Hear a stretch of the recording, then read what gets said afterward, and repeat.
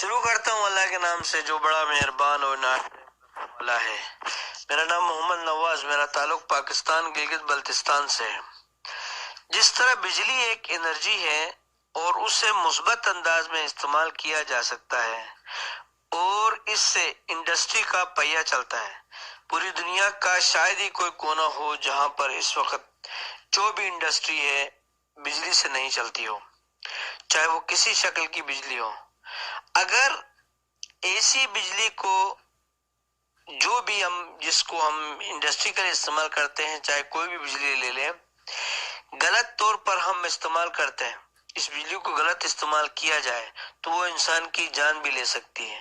بالکل یہی حال ہے کہ آٹو سجیشن کا، کہ جیسے مثبت طور پر استعمال کیا جائے تو خوشحالی اور شانتی انسان کا مقدر بنتی ہے، اور اسے اگر منفی انداز میں استعمال کیا جاتا ہے تو دکھ، ناکامی، موت، تاریک وادیوں میں بھی اترا جا سکتا ہے۔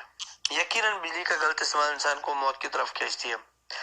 سوال صرف اتنا ہے کہ آٹو سجیشن کا اصول آپ اپنی زندگی میں کس طرح استعمال کرتے ہیں، کیسے اپلائی کرتے ہیں، کیونکہ ایک بات طے ہے، یہ آپ کو ماننا پڑے گا، مجھے، ہم سب کو جو یہ ویڈیو سن رہے ہیں یا پہلے کہیں اور سن چکے ہیں، آٹو سجیشن ہی طے کرتا ہے کہ آپ یا میں یا ہم سب جو بھی سمجھدار انسان نے، آپ زندگی میں کیا بنو گے۔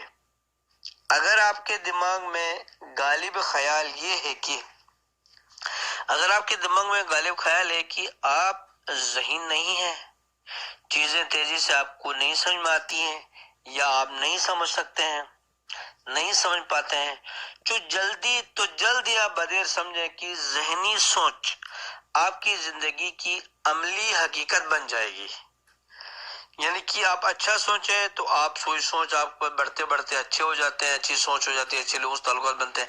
نیگیٹو سوچ کے آپ مالک ہیں تو نیگیٹو سوچ آپ کو ذہن میں آتی ہے، آپ کی زندگی کی حقیقت وہ بن جاتی ہے، اور آپ اسی طرح کے لوگوں میں رہنے لگتے ہیں، آپ کے یار دوست بھی ویسے بنتے ہیں۔ اور اگر آپ کے ذہن میں غالب خیال یہ ہے کہ آپ جو چاہیں وہ کر سکتے ہیں تو جلد یا بدیر یہی خیال آپ کی زندگی کی عملی حقیقت بن جائے گا۔ اگر آپ کا دماغ نامختتم کائناتی ذہانت سے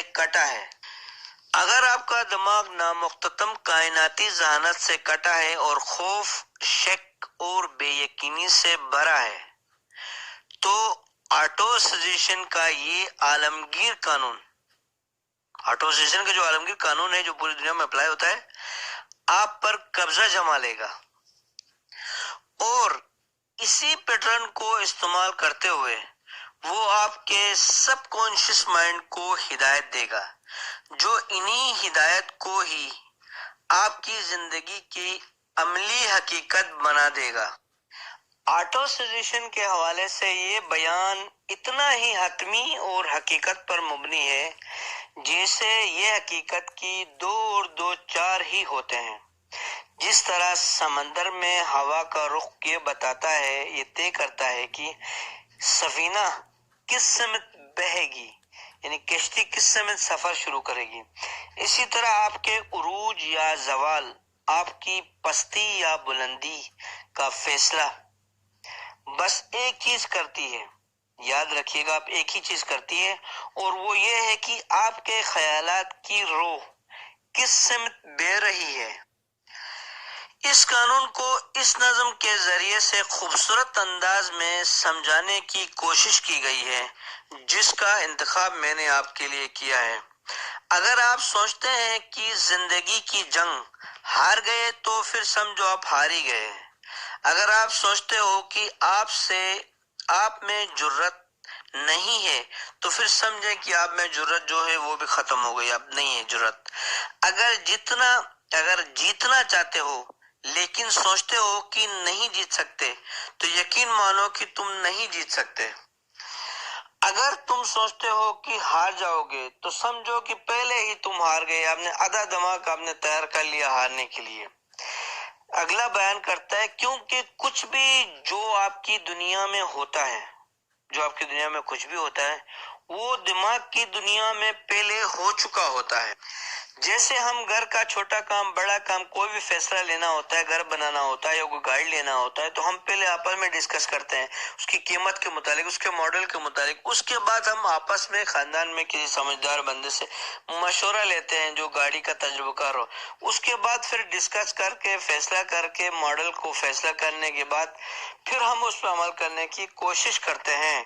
اسی طرح کامیابی کا نقطۂ آغاز تو ہے انسان کی قوت ارادی. غور سے سنیے گا آپ، کامیابی کا نقطۂ آغاز تو ہے انسان کی قوت ارادی. کامیابی کوئی چیز نہیں، کامیابی کوئی چیز نہیں، بس دماغ کی حالت کا نام ہے. اگر تم سوچتے ہو کہ تم دنیا سے پچھڑ گئے ہو تو سمجھو پچھڑ ہی گئے ہو.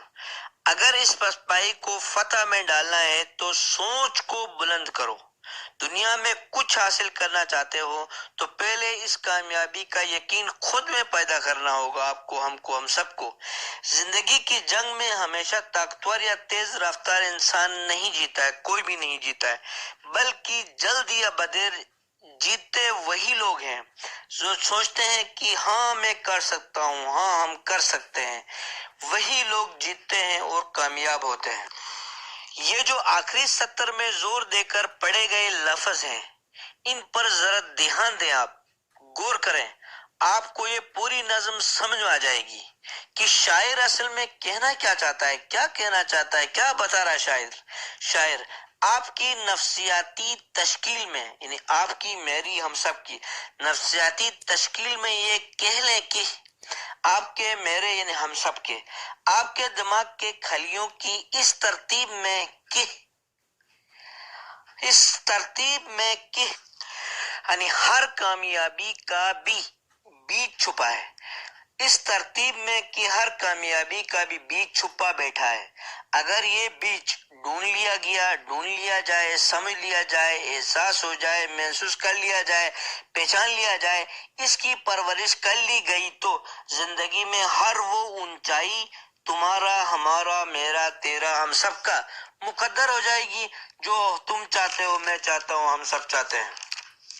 بالکل ویسے ہی جیسے ایک عظیم موسیقار کے ہاتھ میں موجود وائلن یعنی گٹار کی تاریں وہی ہوتی ہیں جو ایک ناکام موسیقار کے ہاتھ میں ہوتی ہیں، مگر عظیم موسیقار ان تاروں کی ایسی ترتیب ڈھونڈ لیتا ہے کہ جو اس سے فن کے شاہکار تخلیق کراتے ہیں، تخلیق ہوتے ہیں، نظر آتے ہیں، سنائی دیتے ہیں. بالکل ویسے ہی آپ میں سے ہر انسان کے ذہن میں ایک جینیس سو رہا ہے کہ اگر اسے اس طرح جگایا لیا جائے تو پھر زندگی میں جو بھی تم چاہو گے وہ حاصل کر لو گے انشاءاللہ. میرے چینل کو لائک اور سبسکرائب کریں، اپنے دوستوں تک شیئر کریے گا. بہت شکریہ، اپنا خیال رکھیے گا. وعلیکم السلام.